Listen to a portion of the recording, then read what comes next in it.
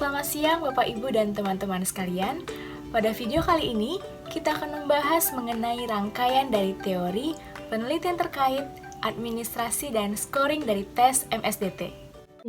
Manajemen Style Diagnostic Test atau MSDT.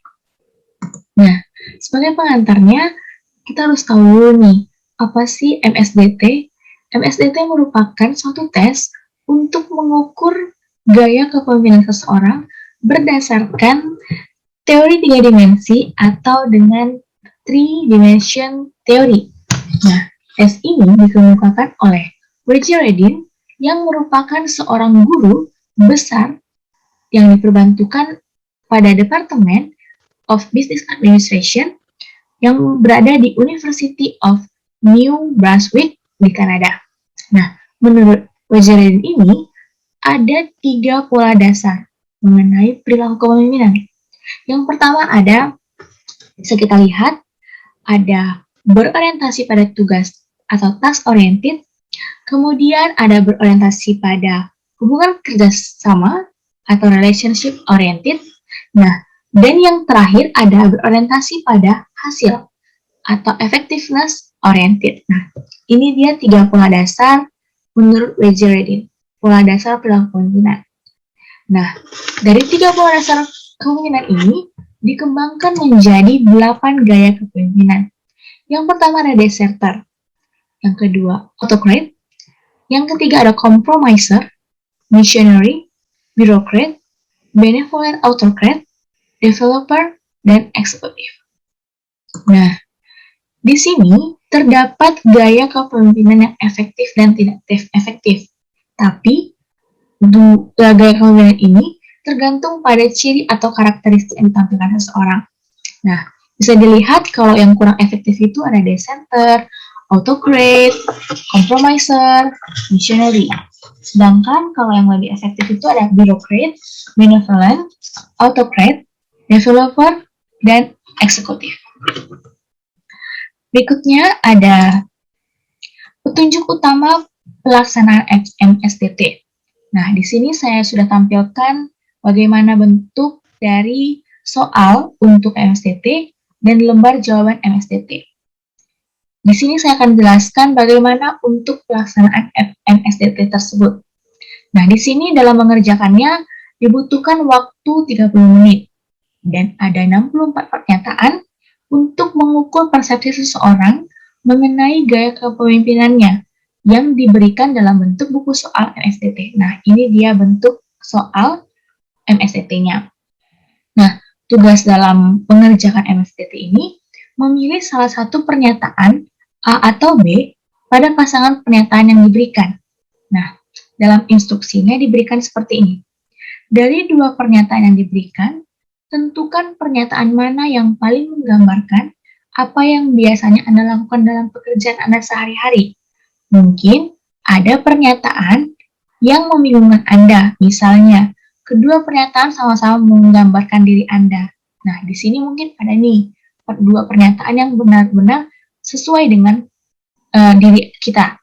Nah, apabila hal itu terjadi, Anda tetap diminta untuk menentukan satu pilihan di antara A dan B. Nah, tulislah jawaban Anda pada lembar jawaban MSDT. Oke, kita lanjut. Nah, di sini saya akan jelaskan interpretasi dari 3 pola dasar perilaku kepemimpinan. Yang tadi ada task oriented atau TO, relationship atau oriented atau RO, dan ada effectiveness atau E. Nah, kalau interpretasi TO, pemimpinnya itu bisa mengarahkan bawahannya untuk pencapaian tugas organisasi yang dibuat dalam bentuk planning, organizing, dan controlling. Terus kalau relationship oriented atau RO, pemimpinnya itu dia bekerjanya sifatnya pribadi, memiliki tingkah laku saling mempercayai, menghargai ide-ide, dan tenggang rasa terhadap bawahannya. Lalu kalau effectiveness, dia itu pemimpinnya seperti bisa berhasil mencapai tujuan organisasi sesuai dengan bentuk persyaratan di jabatannya. Oke, kita lanjut. Di sini akan dijelaskan interpretasi dari 8 gaya kepemimpinan. Yang pertama ada eksekutif. Nah, di sini dijelaskan dan ditampilkan bahwa TO dan RO itu termasuk tinggi, makanya dia lebih efektif. Nah, merupakan seorang motivator pemimpinnya dan mampu mengelola dan mengembangkan kelompok. Jadi di sini mungkin pemimpinnya merupakan seorang motivator dan mengelola dan mengembangkan kelompok. Kemudian ada developer. Di sini TO-nya rendah dan RO-nya tinggi. Dia merupakan pemimpin yang mempercayai orang lain untuk mengembangkan bawahannya secara pribadi. Jadi lebih personal pemimpinnya untuk mengembangkan bawahannya. Nah, di sini yang ketiga ada benevolent autocrat. Di sini ditampilkan oleh pemimpin menggunakan TO-nya tinggi dan RO-nya rendah. Dia merupakan manajer yang mengetahui tentang hal yang diinginkan dan cara mencapainya itu tanpa menimbulkan keresahan ke bawahannya. Jadi dia bisa menciptakan situasi yang tanpa atau menimbulkan keresahan pada bawahannya. Oke, kita lanjutkan. Interpretasi gaya pemimpinan berikutnya ada birokrat. Nah, di sini TO-nya rendah dan RO-nya rendah. Di sini birokrat itu termasuk dengan kepemimpinan yang lebih efektif gitu. Jadi di sini dia merupakan pemimpin yang menekankan pada aturan dan prosedur untuk kepentingan dirinya serta menjalankan pengaturan dan pengawasan dengan caranya sendiri.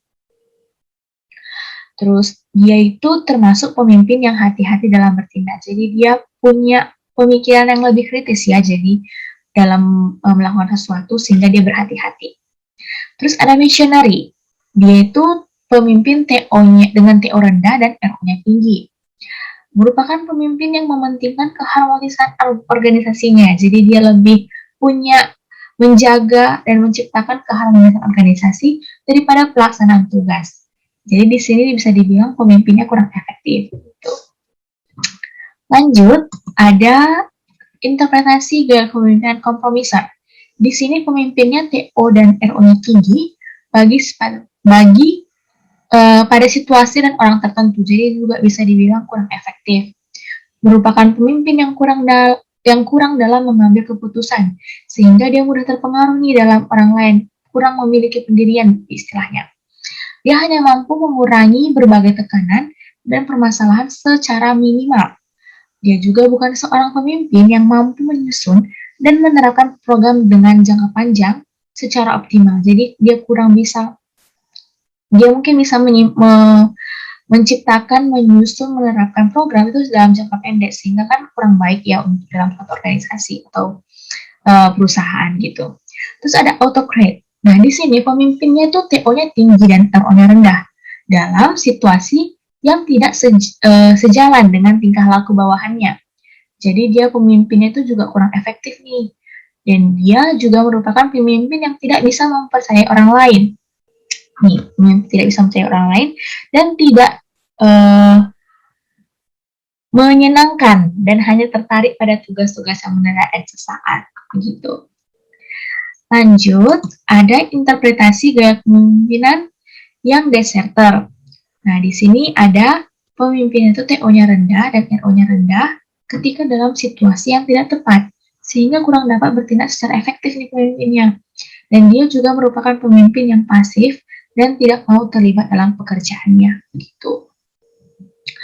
Terus di sini ada sebuah kubus yang merupakan sebuah kesimpulan dari Wejeredin.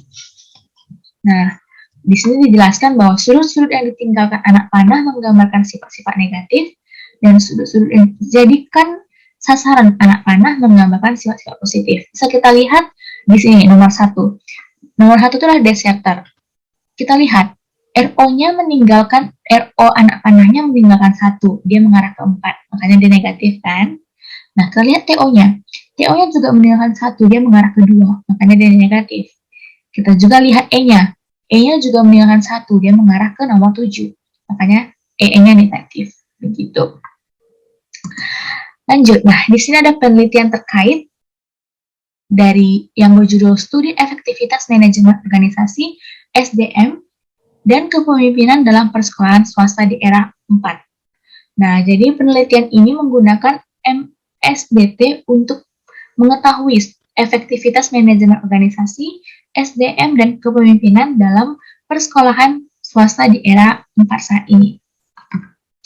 Nah, lanjut, ada juga penelitian terkait dari analisis gaya kepemimpinan manajer menengah dan bawah di Rumah Sakit Kanker Darmais.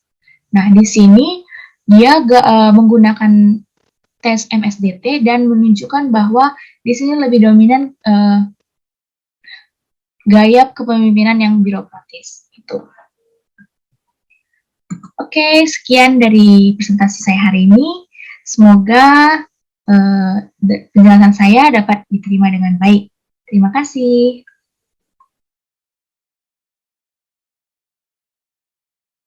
Sekarang saya akan memandu saudara untuk membacakan petunjuk. Pada halaman-halaman berikut, Anda akan membaca sejumlah pernyataan mengenai tindakan yang mungkin Anda lakukan dalam tugas Anda di perusahaan. Anda diminta untuk memilih salah satu pernyataan yang paling sesuai dengan diri Anda, atau paling mungkin Anda lakukan. Perhatikan contoh berikut. A. Saya datang ke kantor lebih awal bila sedang banyak pekerjaan. B. Saya bersedia bekerja lembur baik bila tugas saya belum sesuai. Manakah dari dua pernyataan tersebut yang paling mungkin Anda lakukan? Jika Anda lebih memilih datang lebih awal daripada bekerja lembur, maka pilihlah pernyataan A. Tetapi, bila Anda lebih memilih bekerja lembur, maka pilihlah B. Karena kedua pernyataan selalu disajikan berpasangan, mungkin saja Anda memilih pernyataan A maupun B sekaligus. Dalam hal ini, Anda tetap diminta untuk hanya memilih satu pernyataan. Tulislah jawaban Anda pada lembar jawaban dan jangan menulis apapun dalam buku persoalan. Ini bukan suatu tes. Di sini tidak ada jawaban benar atau salah. Apapun yang Anda pilih, hendaklah sungguh-sungguh menggambarkan diri Anda. Baik, sejauh ini apakah saudara pertanyaan? Baik, jika tidak, saya persilahkan saudara untuk memulai mengerjakannya. Oke, sekarang kita akan melakukan scoring. Di sini telah tersedia lembar jawaban dari MSDT, beserta jawaban dari 64 pernyataan. Ada A dan B. Nah, langkah-langkah dalam melakukan scoring, yang pertama, jumlahkan huruf A dari setiap lajur horizontal ke dalam kolom yang bertuliskan A. Nah, jadi huruf A yang di bagian horizontal ini kita tuliskan di bagian sini. Misalnya 1, 2, 3, 4, 5 kita tuliskan di sini. Begitu dengan seterusnya. Kemudian untuk bagian B, jumlahkan huruf B dari setiap lajur vertikal ke dalam kolom yang bertuliskan B. Nah, jadi kolom yang berlajur vertikal yang ada huruf B kita jumlahkan. Misalnya 1, 2, 3, 4, 5, 6 kita tulis di bagian sini. Begitu dengan seterusnya. Kemudian jumlahkan angka dalam kolom A dan B, kita jumlahkan. Dan koreksi bagian sini. Dan tuliskan jumlah angka tersebut ke dalam kolom jumlah bagian sini. Jadi misalnya di kolom A ada 5, di kolom B ada 6, dijumlahkan, lalu dijumlahkan lagi dengan bagian kolom koreksi, lalu dapatlah hasilnya. Kemudian, pindahkan angka-angka dalam kolom jumlah ke dalam kolom A sampai H yang dituliskan di kiri bawah. Jadi, kolom jumlah angka di sini kita pindahkan ke bagian sini. 12, 10, 5, 7, 8, begitu dengan seterusnya. Kemudian, isilah kotak-kotak di bawah tulisan TO, RO, E, dan O dengan angka dalam kolom A sampai H di sebelah kiri. Jadi, kita isi kotak-kotak bagian sini sesuai dengan angka-angka bagian sini. Misalnya, 12, 10, 5, 7, dan begitu dengan seterusnya. Kemudian, tuliskan jumlah dari kolom TO, RO, E, dan O di dalam 4 kotak yang terletak paling bawah.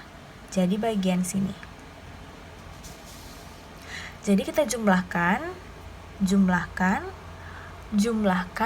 dan jumlahkan. Kemudian kita letakkan di sebelah sini. Sudah dapat hasilnya, kita lanjutkan dengan konversikan angka-angka tersebut berdasarkan tabel di bawah ini. Jadi, ada kolom konversi 0 sampai 29 0, 30 sampai 31 0,6, 32 1,2, begitu dengan seterusnya. Sekarang kita lihat di 4 kolom sebelumnya ada 28, 33, 32, dan 12. Nah, 28 berarti jika dikonversikan menjadi 0, karena 0 sampai 29 konversinya adalah 0. Yang kita dapatkan adalah 28, berarti konversinya 0. Lanjut, 33. Kita lihat 33 dikonversikan menjadi 1,8. Lalu, dapat jumlahnya 32, kita lihat konversi 32 1,2. Lalu jumlah 12 jika dikonversikan menjadi 0. Oke, setelah selesai mendapatkan konversinya, angka konversi yang diperoleh menunjukkan gaya kepemimpinan seseorang berdasarkan dimensi TO, task oriented, RO, relation oriented, dan E, effectiveness. Nah, sekarang kita lihat. Ini dia gaya kepemimpinan. Ada TO, RO, dan E. Nah, sekarang kita lihat.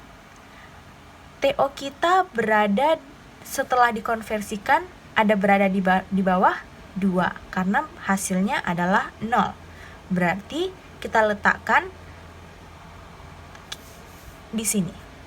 TO di bawah 2, 0. Oke. Lanjut. RO kita lihat 1,8. RO-nya di atas 2 atau di bawah 2? Oke, di bawah 2, 1,8. Oke. Next, E-nya kita lihat. E-nya di bawah 2, 1,2. Berarti kita buat E di bawah 2, 1,2. Nah, inilah gaya kepemimpinan kita, deserter.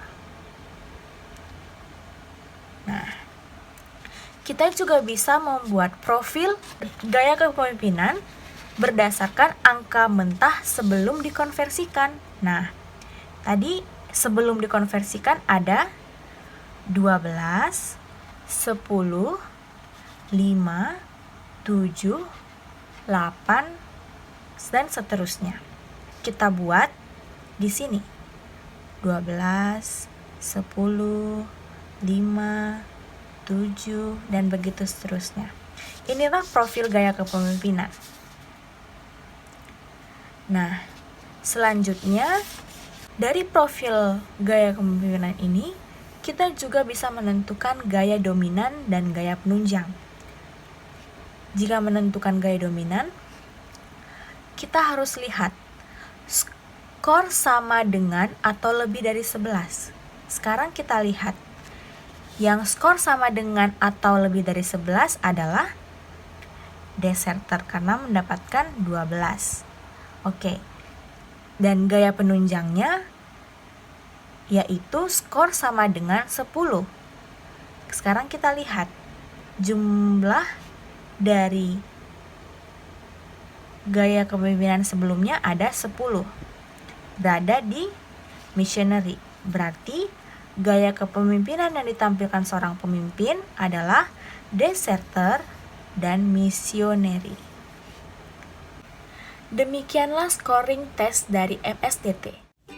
Demikian rangkaian pembahasan dari teori, penelitian terkait, administrasi, dan scoring dari tes MSDT. Terima kasih.